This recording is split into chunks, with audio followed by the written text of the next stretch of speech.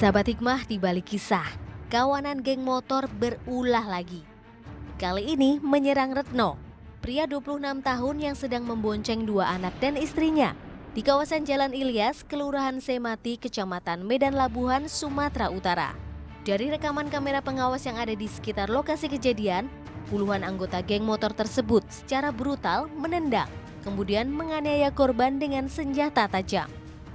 Sempat berusaha lari untuk minta pertolongan, Retno akhirnya ambruk karena luka bacok parah di bagian dadanya. Ia pun akhirnya meninggal di lokasi kejadian. Sementara, istri dan kedua anak korban juga alami luka-luka akibat terjatuh dari sepeda motor. Atas aksi brutal ini, polisi pun bergerak cepat memburu para pelaku. 3 pelaku berhasil ditangkap segera. Polisi menyita 2 buah celurit dan 3 sepeda motor yang digunakan saat kejadian.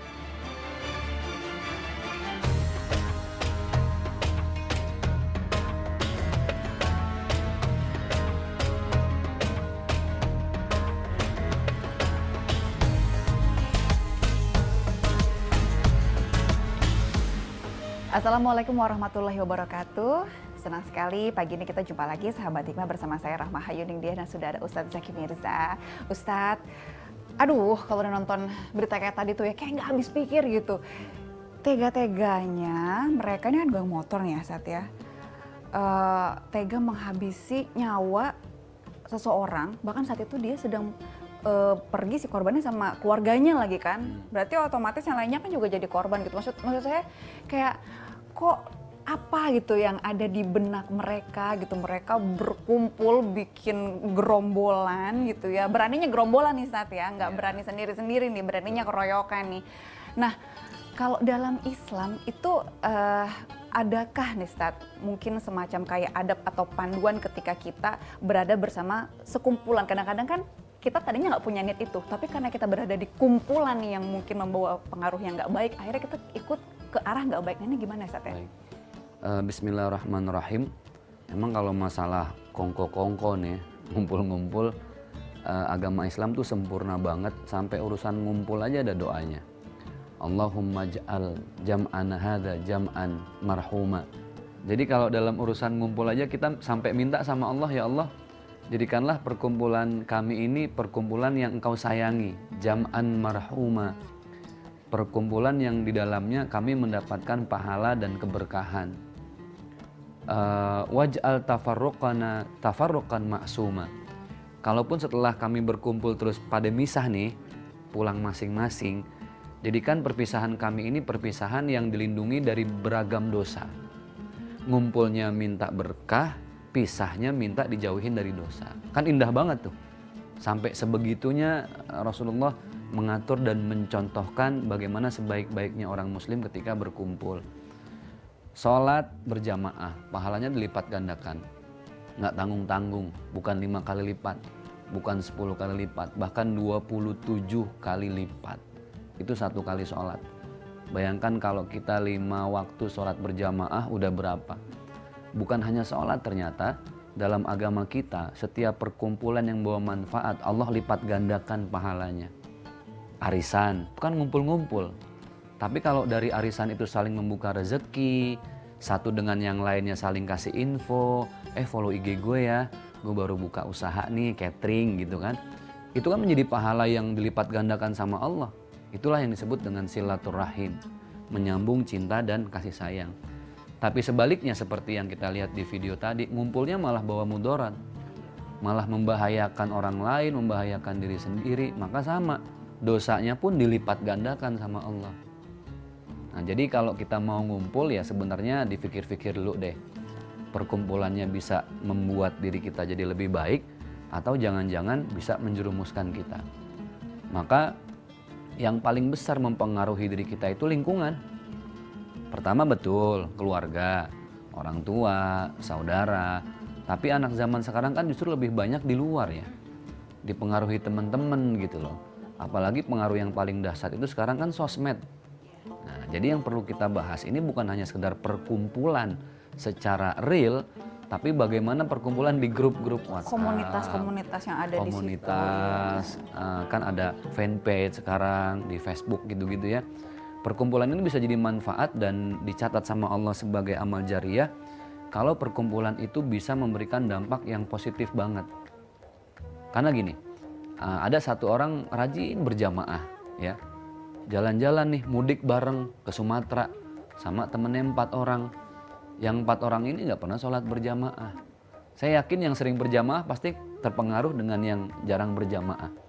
Tapi sebaliknya, kalau yang lebih dominan itu orang yang sering sholat berjamaah, ada satu orang yang nggak pernah berjamaah, ya pasti nggak enak dong.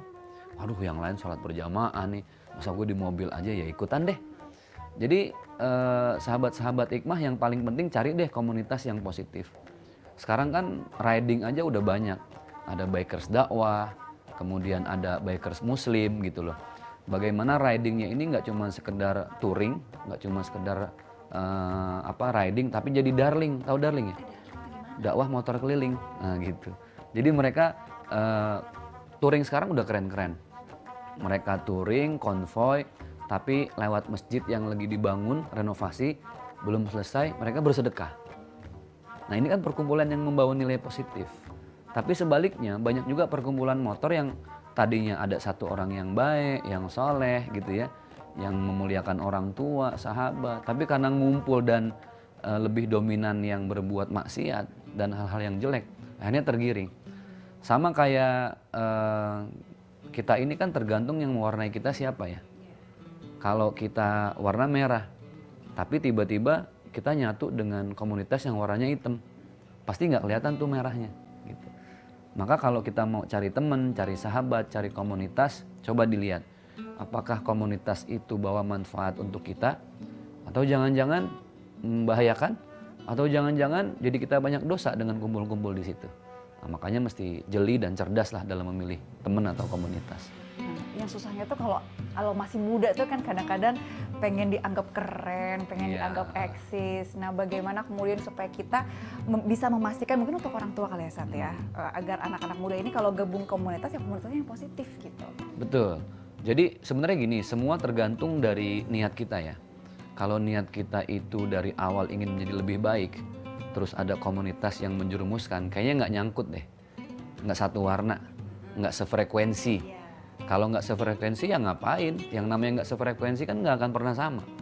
Jadi rumusnya satu, cari teman, sahabat, komunitas yang satu frekuensi. Satu saluran, supaya misi, visi, tujuannya sama. Nah minimal berkumpul itu jangan pernah lupakan sholatnya. Karena itu yang paling wajib. Jadi standarisasi dari situ. Sama kalau kita mau pengen tahu teman aslinya kita itu apa, ukurannya 2. 1 urusan uang, 2 urusan janji. Itu ukuran ngelihat temen ya. Kalau urusan uang belepetan, janji belepetan mulu, berarti udah nggak bener. Sama komunitas itu yang dilihat ketika justru mengajarkan kita, ngingetin kita buat sholat, sedekah, masuklah ke situ dan menjadi bagian dari mereka. Tapi sebaliknya, kalau ngajarin hal-hal yang negatif, ya mendingan kita check out aja lah dari situ gitu. Ya bukan perkara kita pilih-pilih teman, tapi memang kita memang harus sekedar memastikan. deket aja, sekedar bergaul tapi nggak perlu sampai akrab. Nah, berikutnya nih, kalau misalnya udah akrab kan biasanya tuh salam-salamnya punya punya kode-kode sendiri gitu ya. Nah, kalau misalnya satu komunitas mungkin akan lebih lancar gitu si komunikasinya. Kalau kita berbicara soal perkumpulan misalnya, kalau misalnya kita kan misalnya sama-sama orang muslim, kita jawaban salam kan ya Assalamualaikum, Waalaikumsalam. Nah, ketika misalnya kalau kita berada di komunitas yang lain yang ternyata non-muslim, nah ini kemudian banyak non-muslimnya gitu iya ya. gitu, bagaimana kemudian kita harus beradab ya sesuai dengan panduan di agama Islam. Kita akan bahas ini sahabat hikmah, usai jeda.